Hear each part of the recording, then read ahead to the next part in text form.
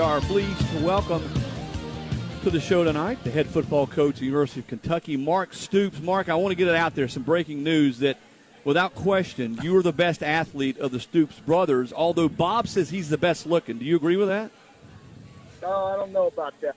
Yeah, I don't know. I'm definitely the best athlete, I'll tell you that much.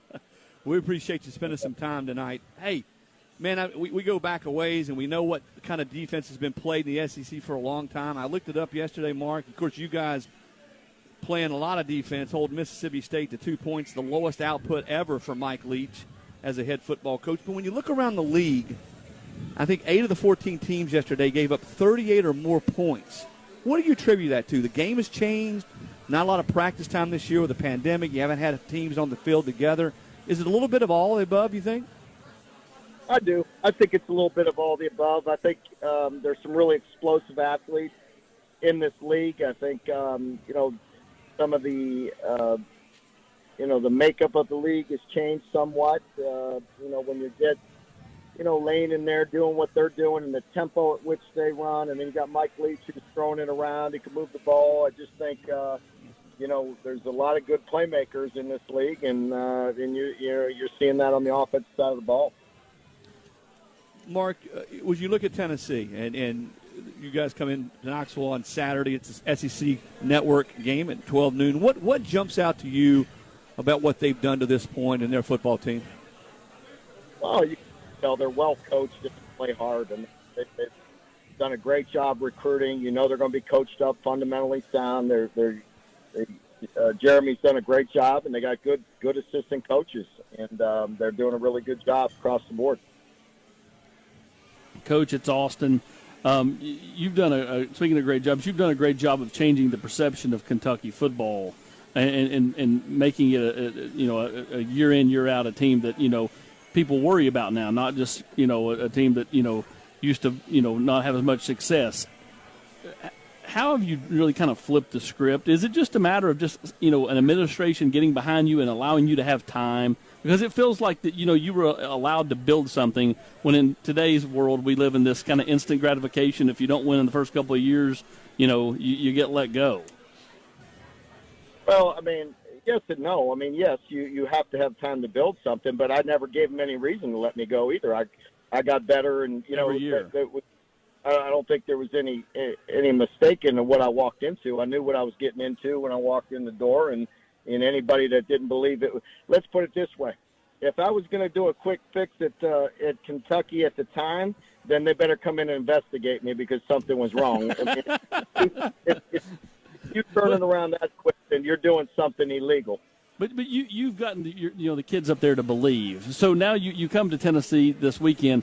It's a place that Kentucky's not won since 1984. So how do you get this group to believe, much like you got your program to start believing, hey, we're good, we can win football games? Oh, that's no concern whatsoever getting them to believe. It's playing and executing and playing the game. We're way beyond believing we could win. It's about going out there and playing the game and executing. Mark, it's Chris again. You guys have won 17 SEC regular season games since the start of 16. Only Bama, Florida, Georgia, LSU, and Auburn have won more, which I think sort of paints a picture of what you've done there. Yeah, exactly. When you and I look at your line of scrimmage, and I know we've talked about this over the year, the way you've developed kids, the way the kids have come in there, and the way you've gotten better, because it's still a line of scrimmage league. Where do you think you guys are with this unit on both sides of the football? We're good. We're good. We're solid. But much like our league, if we were playing in a different league, I'd say we're above average. We need to play better in certain areas. We have a really good offensive line group. I didn't feel like we played our best football this past Saturday.